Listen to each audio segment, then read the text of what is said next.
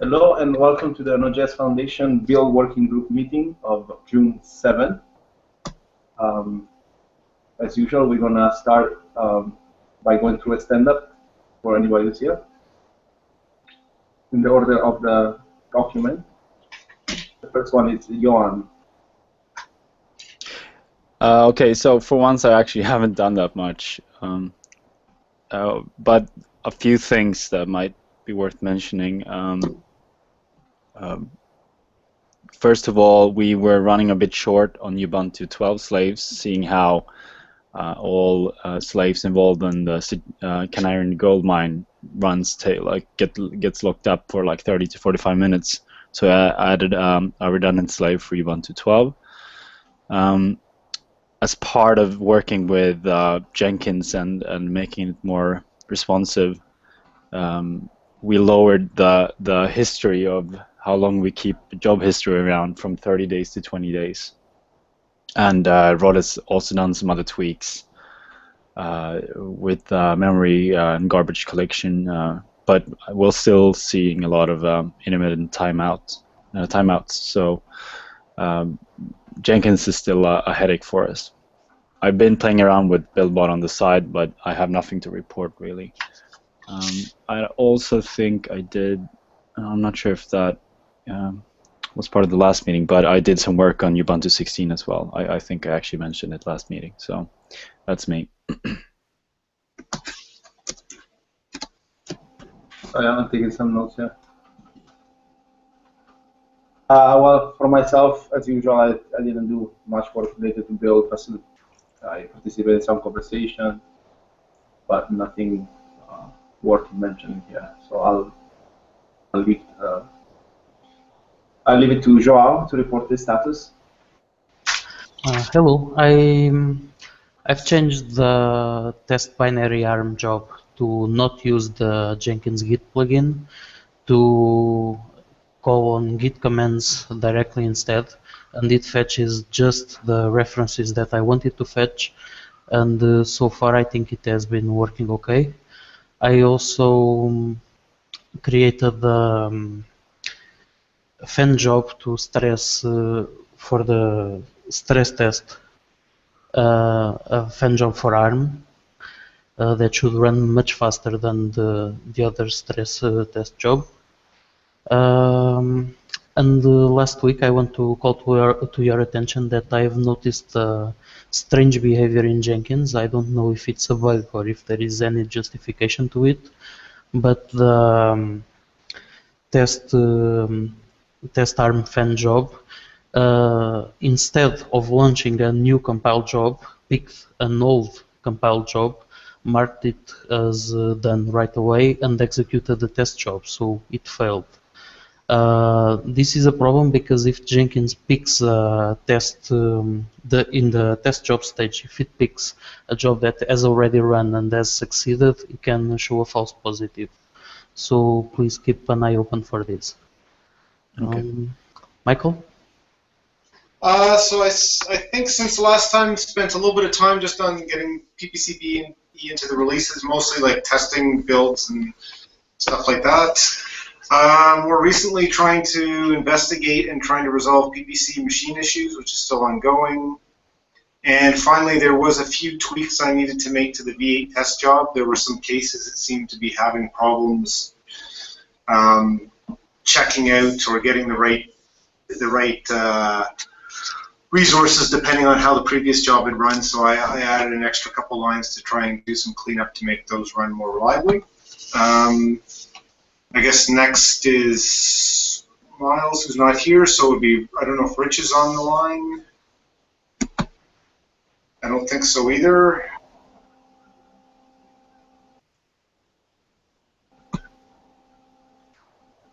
No, so the next one will be Imran. Hi, Imran here. Just attending the meeting as per Michael Dawson's request and hoping to look over taking care of the Power machines and the Linux One machines. Yeah, I guess we did spend some time together. I gave him, an overview of some of the PPC, Z Linux, and AIX machines. Yeah. in terms of getting them ready to be able to take over, looking for a number of them. Yeah, that's cool. Hopefully you can help us to get the PPC stuff into shape, which we've been fighting with for a while now. Yeah, we'll see. I think the other major thing that's going to take a bit of work is that we should, within the next few weeks, be getting 3 new AIX virtual machines that we need to set up and add to the configurations. That might be a good time to test out the newer version of Zcash we were talking about as well. I recall. Yeah, so actually that's one thing Imran did do, is he did test that. And I think the earlier problem was fixed, but there was a new problem, right, Imran? There was like a warning that failed. Basically, that it failed to compile because there was another warning that it said, I'm going to fail on. Yeah, W error. Yeah. Or W or all, I think it runs actually. You're right. I think I patched that away. I did 2 patches, one compile failure and one for removing the warning. Okay, so one thing I suggested to Imran is maybe if we can upstream the fix for the warning, that would also be good. Yeah, that'd be awesome. Okay, should we move onto the issues on the agenda then? Okay, the first one is issue number 354, access to build resources. This is a pull request actually. Access to build resources for people outside of build group. Strawman for discussion. This is a proposal by Mike Dawson to try and formalize the process the criteria by which we grant access to infrastructure machines. It was resolved last time that this was just needing more feedback on the pull request, so it's on the agenda as a reminder, I believe, for everybody to go back and comment and give feedback. Other than that, is there anything to add about this issue? I guess it's just a call to comment, because I don't remember anybody any additional comments. Yeah, that's it. Last time and the time even prior to that, we said, let's keep it open for comments. But at this stage, let's merge it and then update it as we go instead, I think. That works for me. What do other people think? Okay, can we get a quick review on a GTM, because it doesn't even have any review. So okay, I'll take a follow-up myself too. So yeah, if you can do the, either make a specific comment or just LGTM it, and then I think we can land it and modify as needed. Okay. So the next issue then is issue number 367, OSX Build Boss CI call to action. Yeah, so this is more of an update of what's been going on. We got in touch with a company out of San Fran called Redfin, and we had a quick Skype call last week, just a meet and greet and kind of figuring out a few of the things we raised last meeting when we talked about, the long-term strategy of the build group growing, adding more organizations, adding more people, and working on trust and managing resources. And so they have a few things on their to-do, and we have a few things on our to-do. So hopefully I'll have more to report for next meeting. And the participants from our side was me, it was Rod, and Alexis. Right. So it sounded like their intention was more to donate the machines rather than host them. And our preference, on the other hand, is to get the location and the hosting and the network and basic supervision of the hardware. Yeah. Right. Yeah. So they were kind of going back to their network guys and DevOps and SysOps and we were kind of trying to summarize what we needed and have a few solutions to how we could be more clear with who will have access and how. So that's kind of what we're working on right now. Right. Also, another takeaway from the discussion is that we could possibly investigate finding a hosting location Right now we don't have a data center, but Oh, you mean for the MacBooks? yeah, Yeah. like if one of the companies that is supporting Node.js infrastructure were to just provide hosting space, that would be another option that would enable us to receive these donations. It sounds like they have quite a number of machines available. Yeah, it was a fair bit. I think it was like part of the way they recycle laptops for their employees. Okay, But, so I mean, they're older ones, yeah. yeah, I think it was 2012, 2012s mostly, but 8 to 16 gigs of RAM. So, I mean, it's perfect for us if we just run one build slave on it. Even we could probably even squeeze two if we had to. So obviously there's questions like how to manage operating system and stuff like that. But I think just at the moment, it's the best thing we can do is figure out if we can come to a solution where they host. Okay, sounds good. And if that doesn't work, then we can look for other options. Exactly. Do you think it's even realistic that one of the companies that currently provides us with resources would host these donated machines for OSX?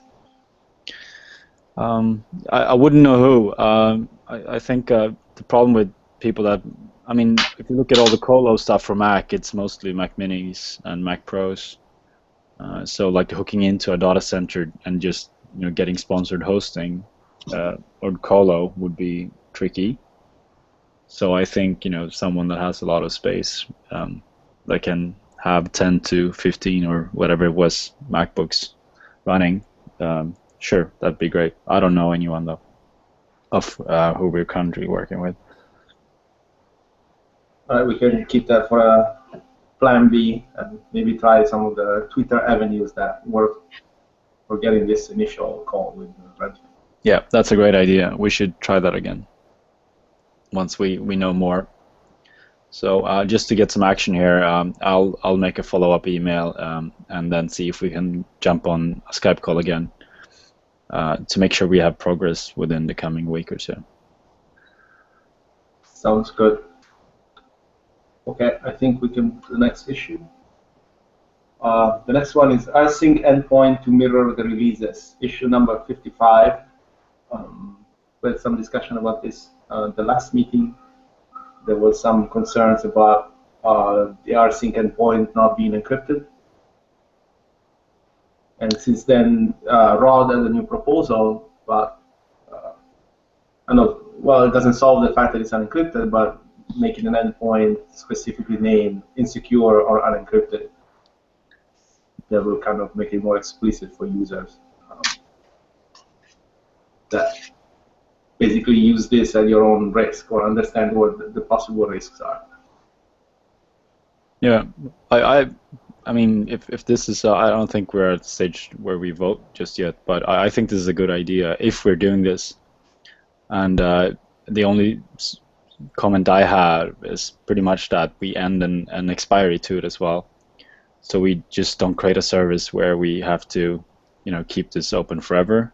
If our plan is to work towards a full encryption to client in time, I think adding 3-4 years of expiry time to this would be a good idea, and hopefully something else might pop up during that time that can replace this. I guess the other comment that came up was a naming comment from Michael suggesting that we could use unencrypted instead of insecure. Yeah, insecure was just had too many red flags for me. Yeah, I don't have a strong opinion of that. It could be pretty much whatever, as long as we make a point with the name in terms of this is not a preferred solution for us. Yeah, I agree that unencrypted sounds better than insecure. Other than that, I don't know if there's anything else we need to discuss here. I guess just if anyone wasn't up to date with the issue and there was any things we had to elaborate in, I guess I would wonder if anyone else think it's a good idea to add an expiration date to it. I'm not gonna fight for it, but I think it would be a good idea. I think if you put an expiration, if you're talking 3 or 4 years, it's far enough out that it's not going to cause anybody grief in the short term. But you're right that it would be nice to send a message that says, we're doing this because this is expedient now, but really longer term, we'd rather do something else. I guess it would be even better if we said, and we're going to try and move to something. But I guess that's our problem, is there is no obvious alternative, right? Not for rsync, no.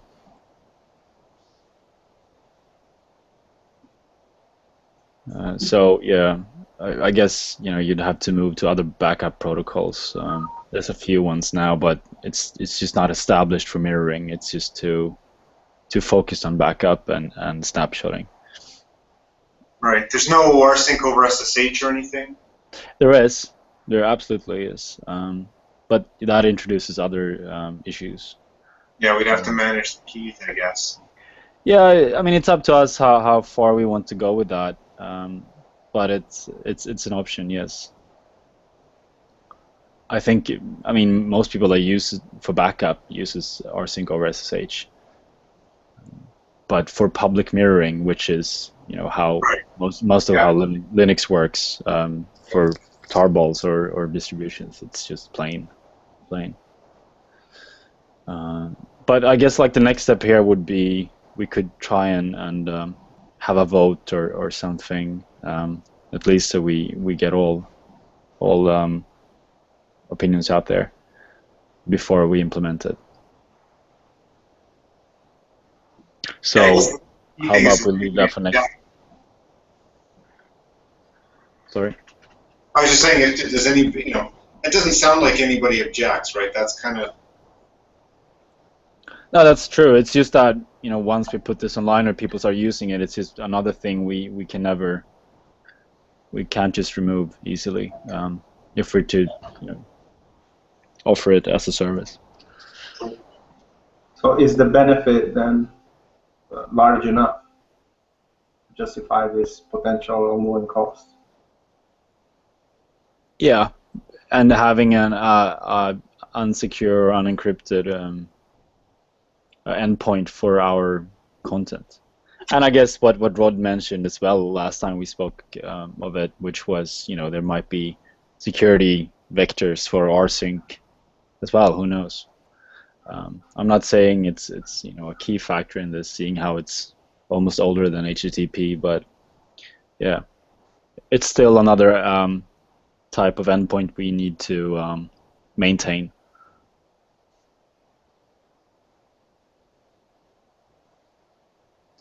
But I can try and summarize it in the issue, and then we'll give it a week or two for people to have opinions about it before we put it in production. Sounds good. Sounds good to me, yes. Yeah, I especially would like to understand what the benefit is, what scenarios are there that absolutely need this that cannot be fulfilled by other tools or protocols. Okay. Okay, so the next issue is issue number 423, access to AIX power Linux One machines. For I was here, who is Imran on this call. So Imran has already been working on the AIX and PowerPC builds. He's consistently involved with Node.js. He's a collaborator. He works for IBM and is vouched for by Michael Dawson. He's pretty active in libuv as well. Right. So I think we can have a vote to give him access. So anybody opposed to giving Imran access can say nay. Is anybody abstaining? Okay. Anybody in favor? Say yay. Yay. Hey. Okay, great. Welcome on board, Imran. Yay! Yeah, welcome indeed. So Johan was mentioning that probably we need to do some onboarding Yeah, We've yeah, already written on IRC.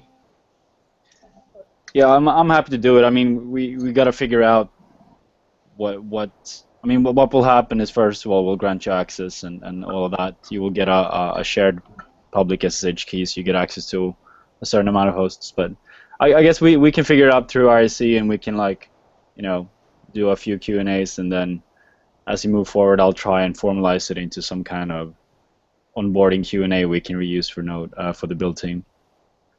Yeah, that would be very helpful. Yeah. And I can certainly help them with those machines since I've set up most of the ones that you're looking at in the first place. Yeah. And I guess, like, just tools we use. I mean, the key we will grant access to will give you access to all test machines, not just the IBM stuff. Yeah. So, you know, if you notice that anything might be down, feel free to help out there as well, obviously. But anyway, let's figure it out over IRC, and I'll get it going. Great. So the next issue is issue number 404, run and deploy Node.js GitHub bot. I don't have much context on this issue. Johan, you know more? Hang on, give me a sec. 404.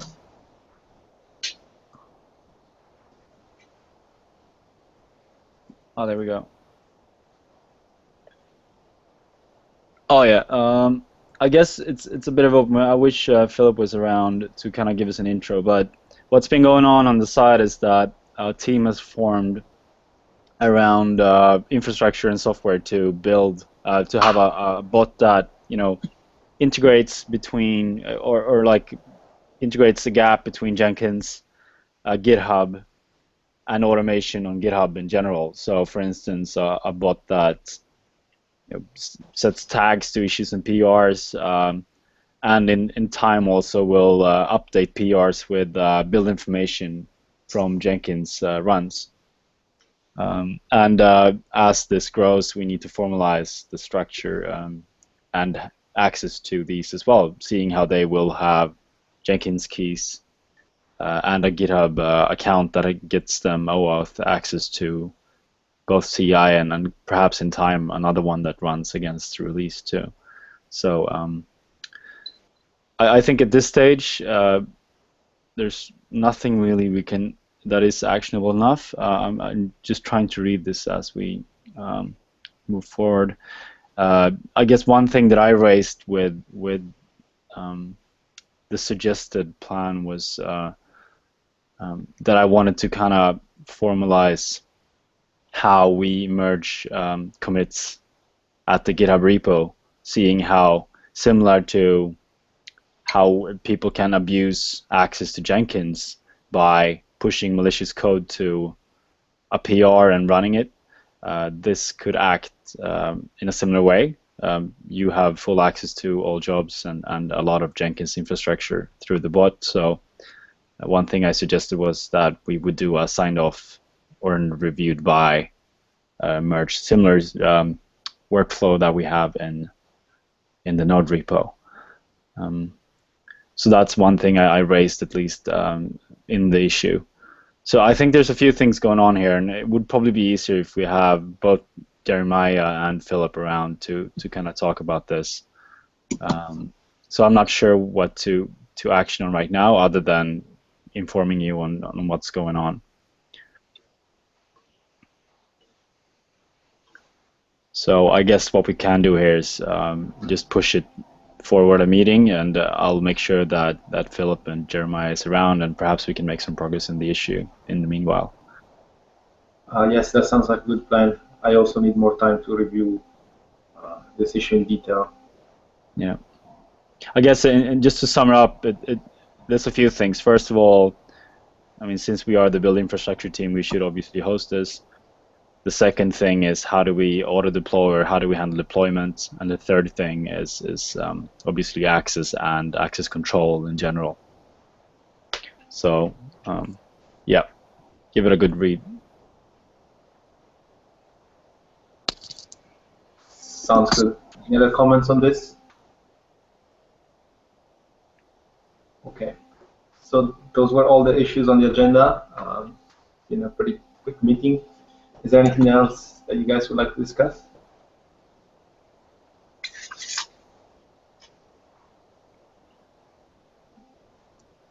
Okay, so then I guess that means we can give everybody half an hour back. So thank you for joining us. The next meeting will be on June 28th at 8 p.m. UTC. Okay, great to talk to you guys all then. Have a good one. Chat soon again. Bye. Bye. Bye. Thank you. Bye.